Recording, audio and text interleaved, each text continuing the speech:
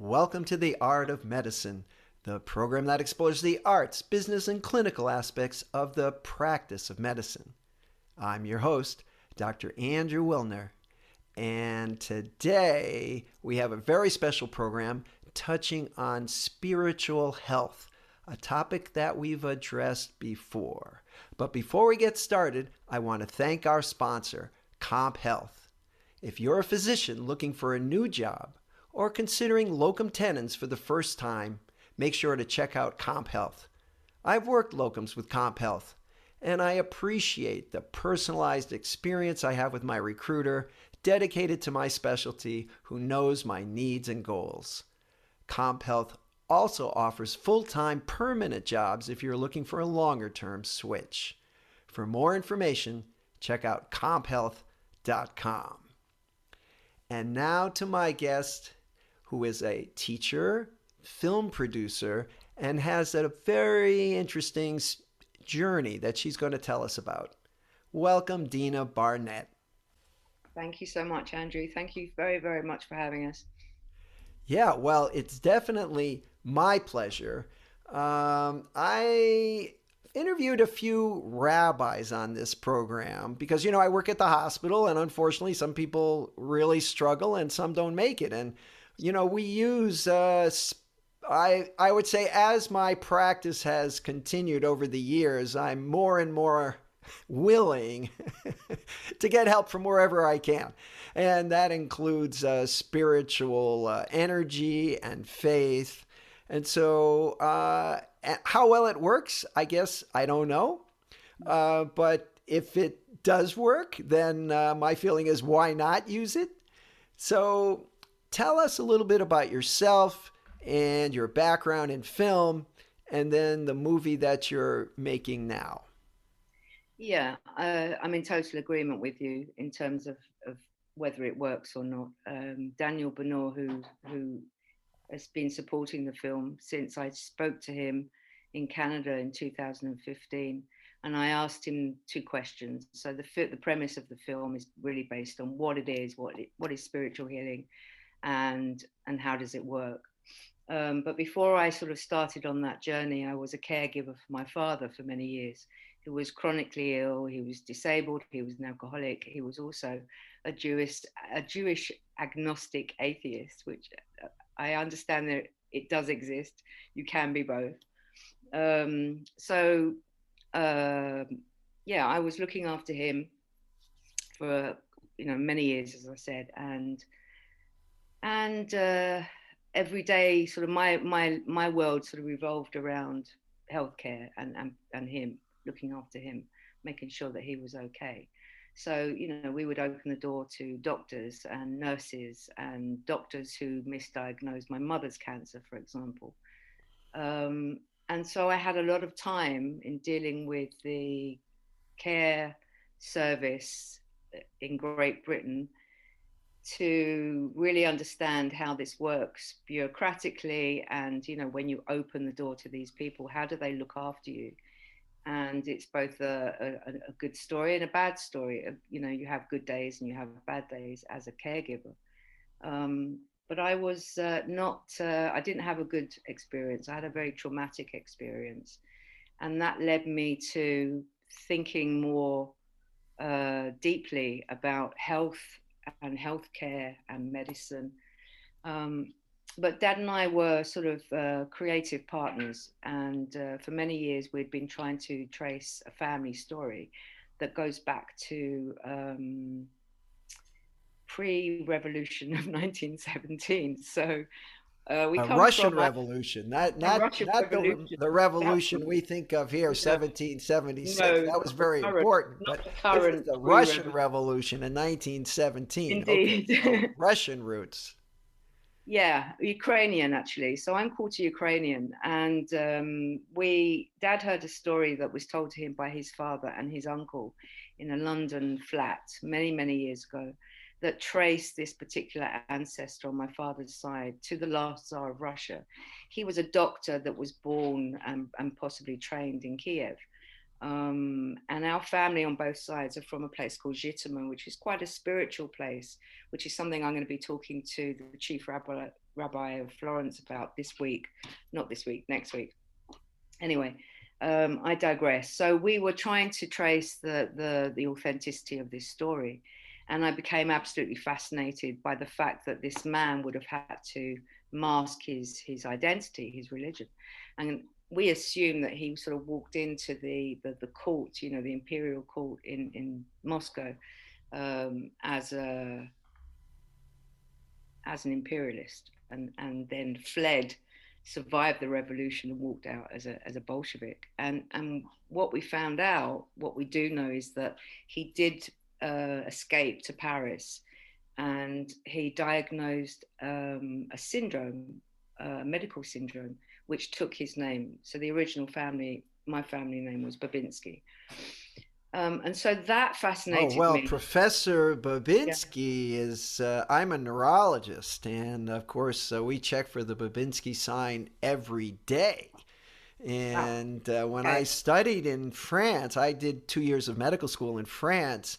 At one point, I did study with a student of Dr. Babinski. So, I mean, he is a Yeah. very famous name in Yes. neurology.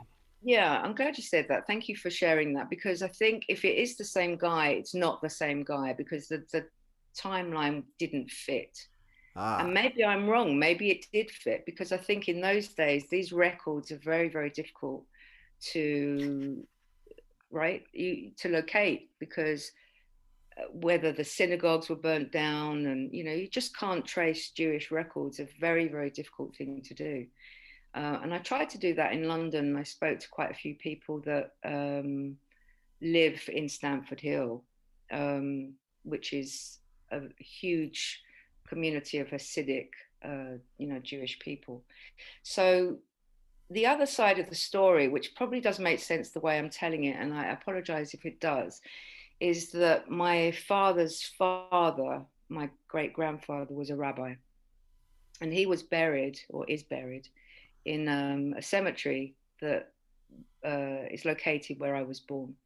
So my father, when he was really ill, still suggested that I go and trace the lineage back to this Dr. Babinski, to the cemetery. So I did. And the And cemetery is where? Is that, it's where in a is that? place called Enfield, which is in North London. Okay, so that's in the UK. You know, Yeah. I just want to interrupt for a second. And Sure. today is March 10, Yeah. 2022, and you mentioned the Ukraine, and there's a war going on now I know. I in the know. Ukraine that Yeah. we're all well aware of and kind of shocked by. Now, is tell us about the rabbi who had these curative powers. Okay, so the rabbi that I stumbled on when I was looking for my great grandfather, his name was the Shotz Rabbi, and he came from a famous dynastic family of healers and miracle workers. And he wasn't a self proclaimed Kabbalist, but everything that he was doing as a very pious, righteous rabbi kind of led or leaned towards that. Now, So, during his lifetime, did people yeah. come to him for healing? Absolutely, they did They did. in droves, and not just the immigrants actually. So his door was always open to all the displaced German immigrants, during the Holocaust. And where did he Survivors where did he live? in Stamford Hill, but he was originally from a place called Suceava, which is northeast of Romania. That's where his family originated from, and they were famous as healers and mystics. So I don't know how much, and I tried really, really hard to do as much research on him, the family, as possible. There isn't a huge amount.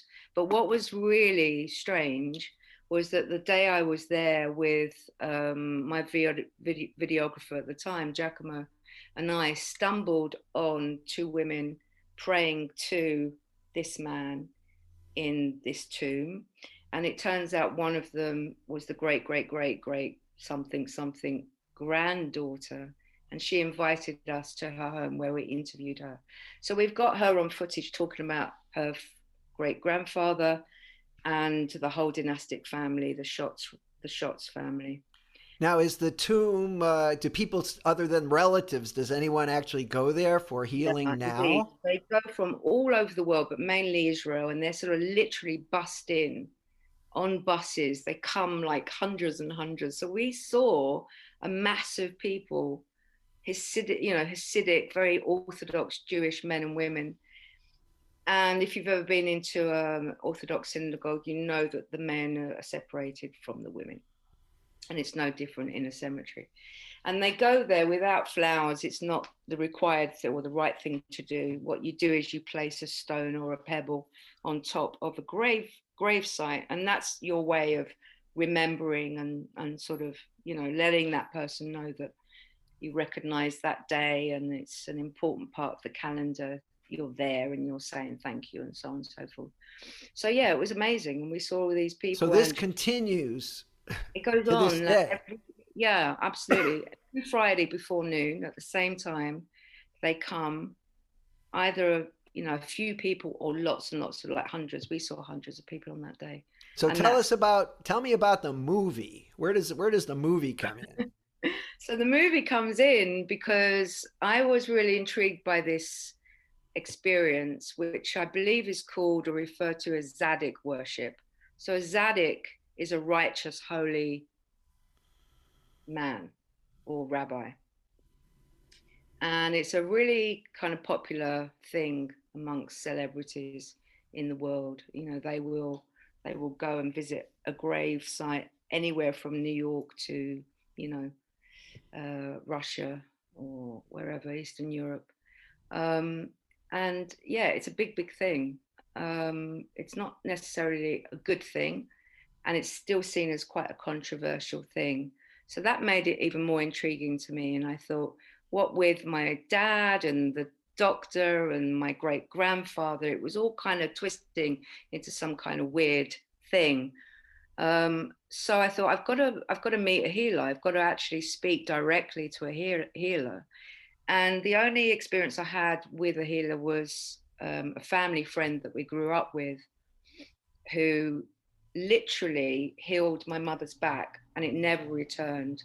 And this, I understand, might have something to do with cancer, but this was years and years before she had cancer. But this is a non-physician healer. Incorrect. Yeah, correct. Are these Yeah. all rabbis, these No, healers? Not no, but necessarily. I grew up with that kind of background. So I'm also, like my dad, I'm atheist Jewish. I'm not religious. And I found that even more interesting because, my mind was just a bit more open, a bit more kind of relaxed to, these ideas and these stories and these events. But they were all very strange. So I decided to do some research, and I contacted the Jewish Spiritual Association. That's not the correct name for this group, but I met a man called Aubrey Rose, who is in his 90s now, a retired human rights lawyer, an incredible man, who has been a spiritual healer, who doesn't charge for, I don't know how many years, 50 plus years. And he did it secretly in his office as a lawyer. And he would literally sit opposite his client, and instead of talking to them about legal issues, he offered healing, and he continued to do that. He's I think he's not doing that now, but he certainly has been in the last few years. And I said, look, I've just been to the cemetery. This happened. I'm not sure what to make of it. What do you think? I think I might be making a film. I'd like to make a film. I'm not sure. He said, come in, have a cup of tea, and let's talk about it. And that's exactly what happened. And from that day, it snowballed. It triggered off the film. I mean, meeting him led me to all the other people in the UK, and then later on different parts of the world. All right. So when can I watch this film? Well, there's a saying that when the film is done, when All it's right. finished. Where are we now? I know you got some scraps of footage here and there. Yeah, we're at that stage where we're just finishing the last piece of filming with the rabbi next week. So we're going to film. His name is Rabbi Gadi Piperno, and he's based in Florence. He's the chief rabbi of Florence, and we're going to go into the Grand Synagogue and film him and talk about healing and what the world needs now, and so on and so forth. And then we're in post-production, and then we're going to try and get some funding and finish the film. But is the funding mostly for marketing or for no, funding is to pay for post-production, which if you don't know about the film business, is one of the most expensive and complicated parts of making the film. Is that editing? Is that that's editing and color and color grading, and making sure that the sound is like you do, right, making sure it's all clean and tidy. Okay, so that probably takes like a year once you're all done? No, it's a minimum of 3 months. It can take a lot. Okay. You can double that, but a minimum of 3 months, 3, 4, 5 months. All right, because you're going to send me an email when this thing is actually, in the cinema or online or wherever it's going to be. And there is a trailer that I've watched, and I'll put link in the show notes to the trailer. What did you think of the trailer, Andrew? Well, I'm a big fan of the ocean. In fact, your opening scene there looked very familiar, but I guess, big sandy beaches. I went to a beach once in Belgium, and it looked like that. It had these long, sort of a broad, a lot of sand that went, deep into the water. Yeah. And there's a beach actually in Rhode Island that it reminded me of. So I like the beach scenes. It was quite gloomy. Yeah, it was actually filmed in the winter, I think. It's in Viareggio, which is Viareggio. Is that the correct pronunciation? Yeah. Not far from here. Ah, okay. Yeah. Here being, where are you now? Well, I live in Florence. I live in Tuscany, in Florence, in Italy. Cool. As opposed to the other Florence, which is in America, right? Right. Well, we have a Florence, South Carolina, which isn't exactly the same. But Florence, Italy. Okay. I think, yes, I have not been there. Not been there. It sounds like worth a trip. It's beautiful, and you'd be very welcome, and let us know when you're coming. Great. So we can prepare terrific. Yes. A nice plate, some nice food for you. But the film was, we filmed it across actually 4 different countries. So I originally filmed in London. So there's a multiple of crew that worked on each country over a period of 5 years. It's been independently funded with some help, and now it's got to that point where there's just help. Okay. Before we go, I'm just going to add a little story of my own to this, because I've spent a lot of time in the Philippines doing medical missions and some scuba diving. I have a scuba diving channel, actually, Underwater with Dr. Andrew, and most of that's from the Philippines. But while I was there, I learned that the albulario is the local faith healer who you go to because you don't have enough money to go to the doctor. Right. And I had met some of them, and most of them are, just pretty sort of straightforward. And if they sense that the person has something sort of, like a real illness, they tell them, you need to go to the doctor. But if they sense it's sort of a mood thing or a family crisis, or, I can't sleep, can't eat. But it turns out that there's an island in the Philippines called Siquijor. And Siquijor is famous for witches. And there are people, for example, in the Philippines who will not hire someone who comes from Siquijor because they don't want a witch in their house. Right. And in April, there is a convention of witches in Siquijor who go because for whatever the potions they are that they make, they're considered to be more potent if they come from Siquijor. Right. So, and it has something to do with Easter and Christ. Between the time he's dead and resurrected, there's sort of a black magic window there. So I went to Siquijor to find a witch. And I spent a few days there asking around, and eventually I was instructed to go up into the mountains. And I did find two witches where that was their full-time job, to sort of make potions and cast spells. And some of the witches will cast negative spells as well as positive ones. So this does exist. And of course, with the internet, and the lack of, these are very isolated communities where people, having faith has a lot to do with the potency, and as you kind of contaminate your mind with the ideas from all over the world that flow in from the internet, I think that this type of faith might be harder to secure. But I just throw that out there. These are not Jewish people, by the way. These are the local, but there's a long tradition of that. And I suspect in many cultures, but I didn't realize in the Jewish tradition that there were, faith healers. Yeah. And I look forward to the movie. Thank you so much. It's a pleasure. So, Dena, I want to thank you. But before we close, I'd like to give another thanks to our sponsor, Comp Health. At Comp Health, you can talk with a recruiter who knows your specialty and will actually get to know you and your goals. Consider starting your personalized job search at Comp Health. That's comphealth.com. Dena, do you have a date? Is there, is this going to be April 2023, 2024? How long can I wait? I'll let you know. All right. So, how are you raising the money?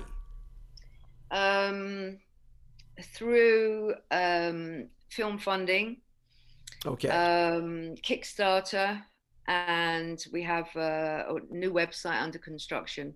But we would love to speak to people privately, organizations, anybody involved in the medical side of holistic care and healthcare would be amazing, because a lot of our contributors are people very, very well known in the community, including William Bankston and Larry Lashan and Lawrence Dosey, Lynn McTaggart, and so on and so forth.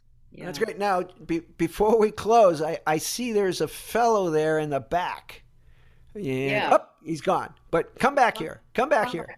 Marco, come and say hello. All right. Introduce this gentleman. Who is that? This amazing guy, this is Marco Ballerini, who's been working on this film, supporting me in the film for the last 5 years. Not 5 years, that's far too long.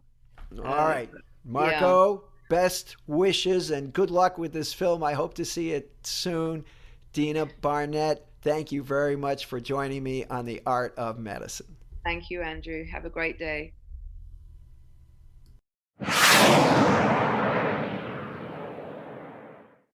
This program is hosted, edited, and produced by Andrew Wilner, MD, FACP, FAAN. Guests receive no financial compensation for their appearance on The Art of Medicine. Andrew Wilner, MD, is Associate Professor of Neurology at the University of Tennessee Health Science Center, Memphis, Tennessee. Views, thoughts, and opinions expressed on this program belong solely to Dr. Wilner and his guests, and not necessarily to their employers, organizations, or other group or individual. While this program intends to be informative, it is meant for entertainment purposes only. The Art of Medicine does not offer professional financial, legal, or medical advice. Dr. Wilner and his guests assume no responsibility or liability for any damages, financial or otherwise, that arise in connection with consuming this program's content. Thanks for watching.